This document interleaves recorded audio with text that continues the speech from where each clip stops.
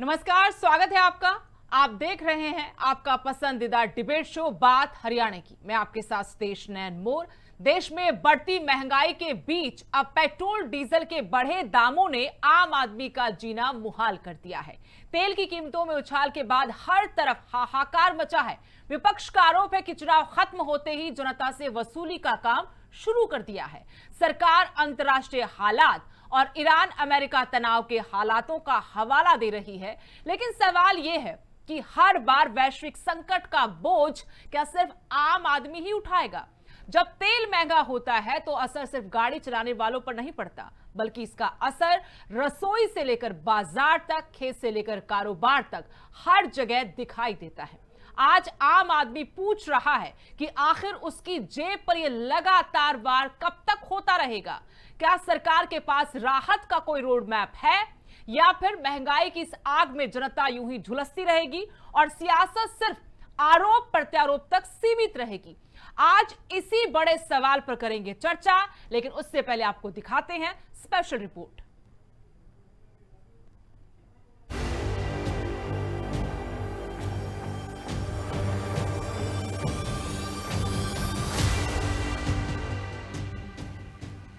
देश में petrol, diesel और सीएनजी के दामों में बढ़ोतरी ने एक बार फिर आम आदमी की कमर तोड़ दी है।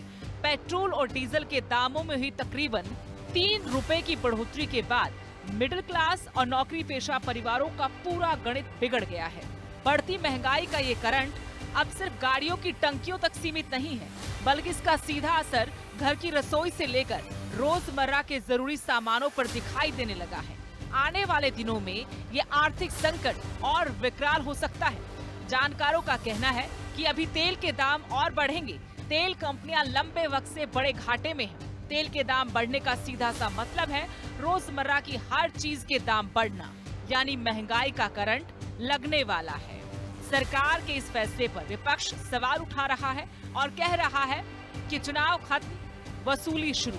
तो सत्ता पक्ष का तर्क है कि ईरान अमेरिका के बीच छिड़ी जंग के कारण पूरी दुनिया में हालात बिगड़े हैं, भारत भी इससे अछूता नहीं है। जिन राज्यों में चुनाव था उसको मद्देनजर रखते हुए प्रधानमंत्री, पेट्रोलियम मंत्री, पूरी केंद्र की सरकार कहती रही कि हमारे पास पर्याप्त स्टॉक है, कोई घबराने की जरूरत नहीं। और जैसे ही इलेक्शन खत्म हुआ, भाव बढ़ने का दौर शुरू हुआ। दूध का भाव बढ़ गया 2 रुपये लीटर, 3 रुपये लीटर डीजल का बढ़ गया, 3 रुपये लीटर पेट्रोल का बढ़ गया, कमर्शियल सिलेंडर का हजारों रुपए के अंदर बढ़ गया।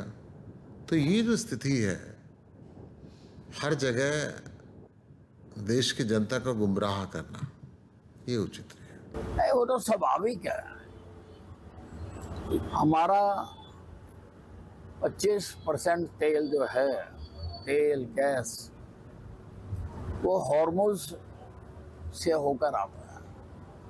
हॉर्मुज की अमेरिका ने घेराबंदी कर रखी है, वहां से एक भी तेल का टैंकर नहीं निकल पा रहा है। तो उसका खमियाजा तो सबको भुगतना ही पड़ेगा। पहले से महंगाई से जूझ रही जनता में नई आर्थिक चोट के बाद हाहाकार मच गया है। लोग देश के आर्थिक संकट की स्थिति साफ नहीं होने को लेकर भी सरकार पर सवाल उठा रहे हैं। ऊपर से महंगाई ने कमर तोड़ रखी है। सवाल है कि आखिर महंगाई की मार हर बार आम और गरीब लोग ही क्यों झेलें? Bureau report, Living India news.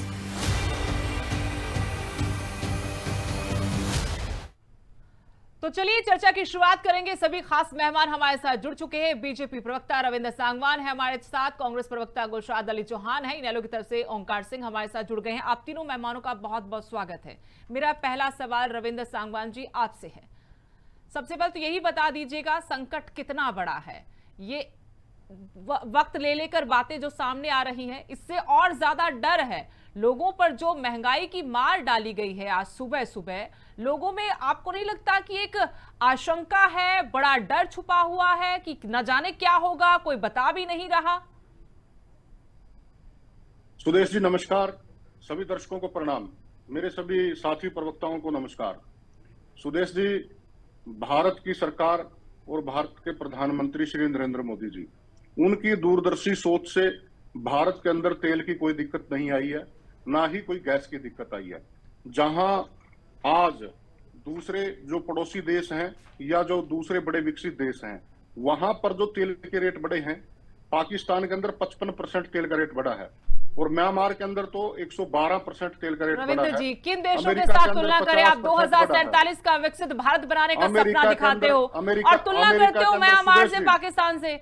Sudesh ji, America के अंदर 50% बढ़ा है और ब्रिटेन के अंदर 35% बढ़ा है और हमने वो युद्ध पिछले- लड़ रहे हैं, पिछली बार वो हमने युद्ध पिछली लड़ रहे हैं बार रविंद्र जी। अपने यहाँ पर हम युद्ध तेल नहीं का लड़ रहे, हमने हमारी जो है- और स्ट्रेटेजी हो सकती थी। सुदेश जी, हमारी पूरी तैयारी है, हमारे पास तेल की कोई दिक्कत नहीं आई। हमने सिर्फ 3% जो है वो 3% रेट बढ़ाया है। बाकी के देशों के अंदर, आप दूसरे देशों के अंदर जाकर के देखोगे वहां पे क्या हो रहा है। आप सिर्फ अपने क्या दो इस बात पड़ोसी की देशों गारंटी बात है कर रहे कि हो। तेल के देखिए, दाम आगे नहीं बढ़ेंगे? चलिए छोड़िए बाकी बातें, ये बताइए क्या इस बात की गारंटी देंगे कि सुदेश आगे जी, तेल के दाम नहीं इस बढ़ेंगे? बात क्योंकि की- एक्सपर्ट्स तो इस कह रहे हैं कि बात अभी की- और बहुत दाम बढ़ने हैं, तो पहला झटका और बहुत छोटा झटका दिया है। सुदेश जी, इस बात की भी गारंटी है कि तेल के रेट घटेंगे भी। आज हमारे आज प्रधानमंत्री तक तो जी- कभी उल्टी आज गंगा बही नहीं है हमारे- रविंद्र जी। क्यों नहीं बही है? पिछली बार हमने पिछले महीने के अंदर ही हमने एक्साइज ड्यूटी को कम किया था। आज भी प्रधानमंत्री जी यूएई के अंदर हैं, वहां पर 2 या 3 देशों के साथ वहां पर आज जो है वहां पर समझौते हुए हैं, तेल को लेकर के समझौते हुए हैं और तेल खरीदने की दिशा के अंदर वैकल्पिक जो दूसरे जो रास्ते हैं उनके बारे में विचार किया जा रहा है, उनके साथ समझौते किए जा रहे हैं। आप कह रहे हो कि पड़ोसी देशों की बात कर रहे हैं, यूएस के कई राज्यों के अंदर घर से काम हो रहा है। साउथ कोरिया के अंदर वॉशिंग मशीनों के लिए उन्होंने सिर्फ वीकेंड के ऊपर यूज करने की बात कही है। श्रीलंका के अंदर बुधवार को नेशनल हॉलिडे घोषित कर दिया गया है। यूके के अंदर स्पीड की जो लिमिट है गाड़ियों की वो 80% कर दी गई है। फ्रांस के अंदर छोटे डोमेस्टिक प्लेन बंद कर दिए गए हैं। जर्मनी के अंदर जो है वहां जो कार फ्री डे रविवार को कर दिया गया। यानी भारत बहुत अच्छी स्थिति में है, आप ये कहना चाहते हैं रविंद्र जी? लगता है कुछ टेक्निकल एरर है। चलिए कांग्रेस प्रवक्ता के पास चलते हैं। गुलशाद अली चौहान जी हमारे साथ हैं। गुलशाद जी, वो कह रहे हैं कि देश के प्रधानमंत्री नरेंद्र मोदी की दूरदर्शी सोच है, कुछ नहीं होगा ऐसा जैसा कहा जा रहा है विपक्ष की तरफ से कि संकट बहुत बड़ा है, ये छोटा आर्थिक संकट नहीं, ऐसा कुछ नहीं होगा। आज ही तो गए हुए यूएई, वहां पर समझौते कर रहे हैं प्रधानमंत्री, फिर किस बात का हो हल्ला है? सुदेश जी, आपके चैनल के सभी दर्शकों को मेरी शुभकामनाएं और सभी साथी प्रवक्ताओं को मेरी तरफ से नमस्कार, आदाब। ये जो आज का जो इशू है आप लोग कर आए हैं, ये केवल महंगाई नहीं है, ये आम जनता की जेब पर सरकार का एक संगठित हमला है। और जब अंतर्राष्ट्रीय बाजार में कच्चे तेल की कीमतें बढ़ती हैं तो ये रेट बढ़ा देते हैं, लेकिन जब कच्चे तेल की, क्रूड ऑयल की कीमतें कम होती हैं तो ये टैक्स के रूप में क्या है, अपना खजाना भरते हैं। तब इनको याद नहीं आता कि भाई ये घटाना भी है, तो ये लगातार क्या करते हैं, उसको इन्होंने क्या कर दिया है, वसूली का एक टैक्स का हथियार बना दिया है कच्चे तेल को, क्रूड ऑयल को। और 24 घंटे जो यशस्वी प्रधानमंत्री जी हमारे कहते हैं भी काम करते हैं 24 घंटे, तो उसके बदले में इन्होंने क्या दिया देश को? आज हमारा जो रुपया है ना वो 96 पॉइंट कुछ हो गया है, यानी पाकिस्तान का जो रुपया है हमारे से ऊपर हो गया है। पहली बार ऐसे जैसे प्रधानमंत्री जी ने और इन लोगों ने, भाजपा वालों ने हमें पाकिस्तान से भी नीचे गिरा दिया है। और पाकिस्तान एक तरह से ट्रंप के साथ मिलकर के उसके फैसले कर रहा है, यानी ये पाकिस्तान से भी नीचे आ गए हैं। अनिल विज जी कह रहे थे कि अभी हार्मोज का संकट की वजह से सबको झेलना पड़ेगा। अरे इससे पहले जब कीमतें कम थी, जब भी तो जनता को फायदा होना चाहिए था ना, तो दोहरा चरित्र क्यों है आप लोगों का? इससे क्या होगा? सब्जी महंगी, दूध महंगा, बस किराया महंगा, खेती महंगी और जिंदगी महंगी होगी। तो जिंदगी तो बहुत सस्ती है गुलशाद जी, हिंदुस्तान में रहते जिंदगी सस्ती, बाकी सब कुछ महंगा है यहाँ पर। सैया तो खूब ही कमात है, महंगाई डायन खा जाता है, तो वो आप लोगों ने सुना भी होगा। तो यूपीए की सरकार में बहुत सुना था, लेकिन अब कम सुनते हैं, चाहे भले ही महंगाई कहीं पहुंच जाए। ये लोग जब स्मृति ईरानी जी भी दिखाई नहीं दे रही, सिलेंडर लेके आ जाती थी सर पे, वो खुद भी सिलेंडर तरीके की हो रखी है और एक सिलेंडर भी लेके आ जाती थी। टिप्पणी मत कीजिएगा गुलशाद जी, बॉडी शेमिंग मत कीजिएगा, और महिलाओं को लेकर तो बिल्कुल नहीं, और कम से कम मेरी डिबेट में तो मत कीजिएगा, मुद्दे पर रहिएगा। तो जनाब ये सिलेंडर लेके प्रदर्शन करते थे, वो लोग भूल गए। आज क्या है, आज इनको याद नहीं आ रहा। अनिल विज जी कपड़े निकाल देते थे, आपने देखा होगा अम्बाला के अंदर कैसे प्रदर्शन किया था, और आज अनिल विज डिफेंड कर रहे हैं। तो इन लोगों का क्या है, हर चीज में दोहरा चरित्र है। और आप लोग देख रहे हैं भाई हमारा रुपया कहाँ गिर गया है, और हमारे प्रधानमंत्री जी कहते थे कि जिस देश का रुपया गिरता है उसके प्रधानमंत्री की साख गिरती है। तो आज क्या देश का प्रधानमंत्री नहीं है? मनमोहन सिंह जी के बारे में बोलते थे, और मनमोहन सिंह जी के टाइम में आप डॉलर की कीमत देखिए, रुपये की कीमत क्या थी। आप लोग देखिए जीडीपी हमारी 10.3 थी, जो कि दुनिया की मैक्सिमम थी उस टाइम में। रिसेशन पीरियड था उस टाइम में भी, आप लोगों को पता है जर्मनी तबाह हो गया था, और अमेरिका के मॉर्गन स्टैनले और एआईजी बैंक दोनों तबाह हो गए थे। उस टाइम में बराक ओबामा, हमारे जो अर्थशास्त्री थे मनमोहन सिंह जी, उनके पास काम मांगने आए थे, उनसे पूछने आए थे कि भाई आप लोग इस देश को कैसे चला रहे हैं। तो ऐसे लायक प्रधानमंत्री थे वो, भाषण देने वाले प्रधानमंत्री नहीं थे, कपड़े बदलने वाले प्रधानमंत्री नहीं थे। अभी कह रहे हैं भाई देश के देशवासियों को कि आप लोग विदेश यात्रा न कीजिए, और खुद यूएई में घूम रहे हैं। अरे दुबई में क्या करने गए हैं वो, और दुबई से क्या फायदा होने वाला है बताइए। दुबई तो तेल का निर्यातक नहीं है वैसे भी।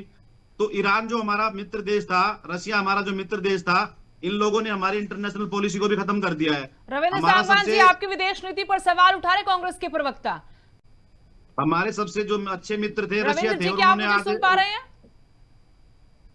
इनको हमारे किसने कह दिया रशिया के विदेश मंत्री ने बोला कि प्रधानमंत्री मनमोहन सिंह के टाइम में हमारे भारत के साथ सबसे उम्दा संबंध हुए हैं। तो इन लोगों को नहीं, उनका कहने का मतलब ये है कि ट्रंप के दबाव में आकर रशिया से तेल खरीदना ही बंद कर दिया। पर दूसरे देशों के साथ समझौते होने लग रहे हैं। आज दूसरे देश संकट के अंदर हमारे को तेल देने के लिए आगे आ रहे हैं। आप कह रहे हैं कि विदेश नीति जो है वो गलत है। किस प्रकार की बातें कर रहे हैं आप? आपको देश के अंदर संकट है, वो संकट भारत के लिए है क्या? जो लड़ाई है वो भारत के साथ लगी हुई है क्या? जो लड़ाई है, जो संकट है, वो सारी दुनिया के लिए संकट है, वो सारे देशों के लिए संकट है। आप कह रहे हो कि विदेश नीति भारत की खराब है। ये जो सारी अनर्गल बातें हैं, अनर्गल बातें विपक्ष को नहीं करनी चाहिए। विपक्ष को तथ्यों पर आधारित बातें हैं करनी चाहिए। विपक्ष को आज सिर्फ 3 रुपए का जो है तेल का रेट बढ़ा है भारत के अंदर। आज दूसरे देशों के अंदर देखिए ना किस प्रकार के हालात हैं। दूसरे देशों के अंदर आज लॉकडाउन तक की स्थिति है। आज भारत के अंदर पूरी तैयारी है। हमारे पास 90 दिन का हमारे पास स्टॉक है तेल का। गैस का स्टॉक भी हमारे पास 90 दिन का है। हम हर संभव प्रयास कर रहे हैं। आज हम जो प्रधानमंत्री जो सोलर ऊर्जा है, प्रधानमंत्री सौर घर योजना है, उसके अंदर हम फ्री के अंदर लोगों के जो वैकल्पिक एनर्जी है सौर ऊर्जा के लिए, उसके लिए प्रबंध कर रहे हैं। ईवी की गाड़ियों के ऊपर सब्सिडी दे करके अलग से सारी तरह की व्यवस्थाएं हम कर रहे हैं। आज भारत दुनिया की तीसरी आर्थिक शक्ति बनने जा रहा है। आज तीसरी बड़ी अर्थव्यवस्था आज दुनिया की भारत बनने जा रहा है। आप किस प्रकार की बातें कर रहे हैं? अरे सिर्फ तेल का दाम, वो भी 3 महीने हो गए संकट को, लगभग 3 लेकिन महीने। सर सिर्फ तेल का दाम नहीं बढ़ता, आप भी मत समझते हैं, बोल नहीं पा रहे हैं। सिर्फ तेल का दाम नहीं बढ़ा, हर चीज का दाम बढ़ जाएगा। ओंकार जी हमारे साथ है। ओंकार जी, ये सरकार की मजबूरी है या नाकामी है? तेल का दाम आज तो सिर्फ 3 रुपए के आसपास बढ़ा है, और यह बहुत छोटा संकट नहीं है। आने वाले दिनों में एक्सपर्ट्स कह रहे हैं कि बहुत बढ़ेंगे अभी तो दाम, धीरे धीरे झटके दिए जाएंगे, एक साथ नहीं। सहने की शक्ति बढ़ा रही है अभी सरकार जनता की। सुदेश, ये सरकार की मजबूरी नहीं है, ये नाकामी है। विकसित भारत की बात करते हैं ये लोग, और ये कह रहे हैं हम तीसरी अर्थव्यवस्था बनेंगे। जीडीपी के मामले में हम चौथी अर्थव्यवस्था थे, और आज जरा पूछ लेना आज 5वीं हो गए कि 6ठी हो गए। बैक गियर लग चुका है। और विदेश नीति क्या है हमारी, किसके पीछे लगे हैं हम? आज हमारी अंतरराष्ट्रीय स्तर पर क्या स्थिति है? बहुत अफसोस की बात है। जब युद्ध शुरू हुआ था, हमारे से तो युद्ध नहीं है, हमारे से कोई डायरेक्ट लिंक नहीं है। जब युद्ध शुरू हुआ था इन्होंने बोला था हमारे पास 75 दिन का स्टॉक है। और सुदेश जी याद रखना आज इनकी बात को, रविंद्र सांगवान जी कह रहे हैं 90 दिन का स्टॉक है आज के दिन, ये याद रखना बात। अब उस समय तो इन्होंने कहा था कि हमारे पास 75 दिन का स्टॉक है, रेट नहीं बढ़ेंगे। अब चुनाव खत्म हो गया, रैलियां खत्म होगी बीजेपी की, अब रेट बढ़ा दिया। और मैंने तो पहले ही कह दिया था, जिस दिन प्रधानमंत्री श्री नरेंद्र मोदी जी ने बोला था कि विदेश यात्रा ना करो, और खुद चले गए 5 देशों की यात्रा पे। इन्होंने कहा था गाड़ी का कम प्रयोग करो, और खुद उसी दिन रैली हो रही थी, उसी दिन रोड शो हो रहा था। ये पर उपदेश देने के लिए बहुत अच्छे हैं। ये विश्व गुरु बनने जा रहे थे, और विश्व गुरु का डंका कह रहे थे पूरे विश्व में बज रहा है। आज विश्व गुरु की परिस्थिति क्या है ये बताएं। ये कह रहे हैं हमारे पास 90 दिन का स्टॉक है, बहुत अच्छी बात है, 90 दिन का स्टॉक है। जरा इस पर भी रोशनी डाल दो कि 3 रुपए डीजल, 3 रुपए पेट्रोल, 2 रुपए दूध, 2 रुपए गैस, और कमर्शियल गैस सिलेंडर 3 बार बढ़ चुका जब से युद्ध शुरू हुआ। पहले 216 रुपए बढ़ाया, फिर 109 रुपए बढ़ाया और फिर एकदम से 993 रुपए बढ़ा दिया। और एक छोटा सा बच्चा सिलेंडर जो लेके आए थे, बच्चा सिलेंडर, वो कहते थे प्रवासियों के लिए है। उस सिलेंडर में आप लोग 5 तो किलो के कहते दाम थे कि गैस खत्म हो गई है। 525 रुपए बढ़ा दीजिए। आप लोग तो कहते थे 5 कि किलो गैस मिलेगी ही नहीं और 525 आप लोग रुपए तो दाम कहते बढ़ा थे कि दिए। तेल मिलेगा ही नहीं। आप देखिए आप क्या तो 3 हालात है महीने आज पहले देश ये के। बातें कह रहे थे। आज 3 14 महीने के साढ़े अंदर 14 किलो भारत का जो है सिलेंडर वो मजबूती से खड़ा है। 930 रुपए का और 5 किलो का सिलेंडर 1150 रुपए का। सुदेश जी 14 साढ़े 14 किलो का सिलेंडर 930 रुपए का और गरीबों के लिए जो बच्चा सिलेंडर लेके आए थे वो 1150 रुपए का। लानत है ऐसे लोगों के ऊपर, इनको सिर्फ अंधभक्ति आती है, कुछ नहीं आती। और मैं इनसे पूछना चाहता हूं, प्रधानमंत्री श्री नरेंद्र मोदी जी ने कहा कि गाड़ी का कम प्रयोग करें और इन्होंने ड्रामेबाजी शुरू कर दी। मंत्री साइकिल पे जा रहे हैं, पीछे गाड़ियां आ रही हैं। मंत्री साइकिल पे जा रहे हैं और उनके गनमैन पैदल दौड़ रहे हैं। ड्रामेबाजी कुछ नहीं। जैसे स्वच्छ भारत की बात हुई थी, इन्होंने ड्रामेबाजी शुरू कर दी। और एक बात पूछना चाहता हूं, नीट का पेपर 5वीं बार कैंसिल हुआ पिछले 12 साल में, 5वीं बार। और पूरे भारत में 90 पेपर कैंसिल हो चुके हैं अब तक। अब जो नीट का पेपर अब कैंसिल हुआ, उससे 20 लाख से ऊपर छात्र प्रभावित हैं। वो 20 लाख छात्र दोबारा पेपर देंगे। जब दोबारा पेपर देंगे तो क्या पेट्रोल, डीजल, गैस प्रयोग नहीं होगा? क्या गाड़ियों में नहीं जाएंगे? क्या अंबाले का बच्चा अंबाला में पेपर देगा? अंबाले का कोई सोनीपत, पानीपत जाएगा? उसमें तेल और डीजल पेट्रोल यूज होगा या नहीं होगा? ये तो दूसरों को उपदेश देने के लिए बने हैं और इनका कोई काम नहीं है।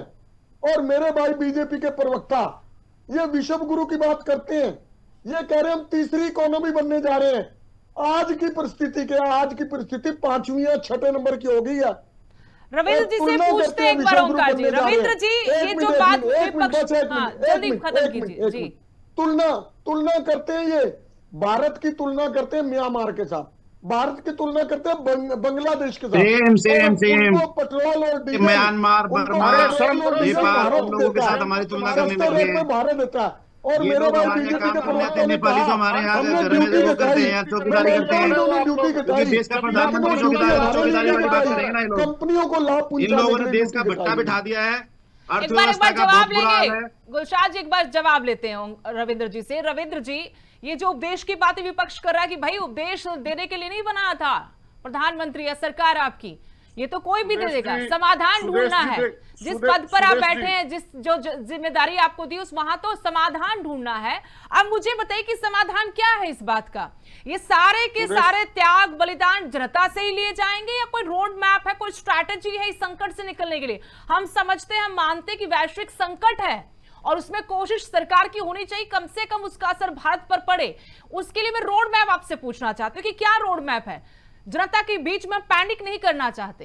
ये हिंदुस्तान किसी एक पार्टी का नहीं, किसी एक व्यक्ति विशेष का नहीं, हम सबका है।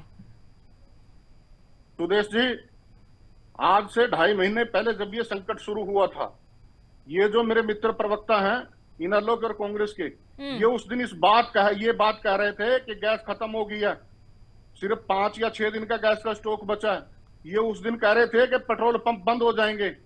2.5 महीने के अंदर कोई दिक्कत नहीं आई है। हमने तमाम प्रकार की व्यवस्थाएं करी हैं, हमारे पास तेल की कोई दिक्कत नहीं है। हम अपने स्टॉक को बढ़ा रहे हैं तेल के, हम अपने गैस के स्टॉक को बढ़ा रहे हैं। हमने सिर्फ एक 3% की वृद्धि जो है वो की है, वो भी तेल कंपनियों को और वो जो पेट्रोल पंप डीलर हैं उनको राहत देने के लिए की है। और ये जो दूसरी बात कह रहे हैं कि प्रधानमंत्री जी गए हैं, प्रधानमंत्री जी कोई शादी में नहीं गए। प्रधानमंत्री जी दूसरे देशों के साथ वैकल्पिक मार्ग खोजने के लिए उनके साथ समझौते कर रहे हैं। आज भी 2-3 देशों के साथ हमारे समझौते हुए हैं। हमारी पूरी तैयारी है। जब गए हैं साथ में ओंकार जी, मैं आपसे भी पूछना चाहती हूँ और हाँ, एक बार इनसे भी पूछना चाहती हूँ, विपक्ष का काम सिर्फ उंगली उठाना नहीं। जब संकट पूरे देश पर हो तो हमारी भागीदारी भी सुनिश्चित होनी चाहिए। ठीक है, हम सवाल पूछे, हमारा हक है, लेकिन हम समाधान भी तो बताएं। अब विपक्ष में बैठने का मतलब ये नहीं कि सवाल उठा दिया। आप बताएं कि क्या करना चाहिए ऐसे संकट के वक्त में? ओंकार जी देखिए सुदेश जी, ये लोग किसी की मानते हैं? सबसे पहले तो जो इलेक्ट्रिक व्हीकल है उनके ऊपर ड्यूटी फ्री कर देनी चाहिए। उसकी एक्साइज ड्यूटी 100% से ज्यादा है। दूसरा, पेट्रोल डीजल को छोड़ के इलेक्ट्रिक व्हीकल के ऊपर टोल टैक्स खत्म कर देना चाहिए, रजिस्ट्रेशन फ्री करनी चाहिए, उनके आयात को छूट देनी चाहिए। जब इलेक्ट्रिक व्हीकल आएंगे तभी तो पेट्रोल और डीजल बचेगा। और मैं सुन रहा था अनिल विज का बयान, वो कह रहे थे हॉर्मुज से सारा तेल आता है इसलिए रेट बढ़ना जरूरी है। इनसे यह पूछा जाए, जब ये विपक्ष में बैठे थे तो जब दाम बढ़े थे और मामूली से दाम बढ़े थे, आधे नंगे हो गए थे, ऊपर की शर्ट उतार के नंगे होकर प्रदर्शन किया था। आज वो कहां है प्रदर्शन? और मैं एक बात कहना चाहता हूं, भारत श्रीलंका नेपाल और बांग्लादेश को तेल देता है, डीजल और पेट्रोल भारत से जाता है नेपाल श्रीलंका और बांग्लादेश में, और नेपाल ने रेट कम किए हैं, उसने कैसे कम कर दिए? चलिए ओंकार जी, माफ कीजिएगा, वक्त की कमी है हमारे पास, लेकिन सकारात्मक चर्चा होनी चाहिए, सवाल उठे तो जवाब भी आए और सिर्फ सवाल भी ना पूछे चाहिए, विपक्ष की तरफ से समाधान भी वहां से आना चाहिए। बहुत बहुत शुक्रिया आप तीनों मेहमानों का हमारे साथ जुड़ने के लिए। पेट्रोल डीजल के बढ़ते दाम सिर्फ आंकड़ों का खेल नहीं है, बल्कि सीधे उस आम आदमी की जिंदगी को प्रभावित करते हैं जो पहले ही महंगाई की मार झेल रहा है। तेल महंगा होता है तो सिर्फ गाड़ी चलाना महंगा नहीं होता, बल्कि रोजमर्रा की हर जरूरत पर उसका असर दिखता है। सब्जी से लेकर राशन तक, सफर से लेकर कारोबार तक। सरकार अगर इसे वैश्विक परिस्थितियों की मजबूरी बता रही है तो जनता यह जानना चाहती है कि राहत की जिम्मेदारी कौन उठाएगा। विपक्ष अगर सवाल उठा रहा है तो उसे भी सिर्फ राजनीति नहीं करनी, इससे आगे बढ़कर समाधान बताना है, क्योंकि आखिरकार मुद्दा सियासत का नहीं, पूरे भारत का है, हर नागरिक का है। फिलहाल इतना ही, नमस्कार।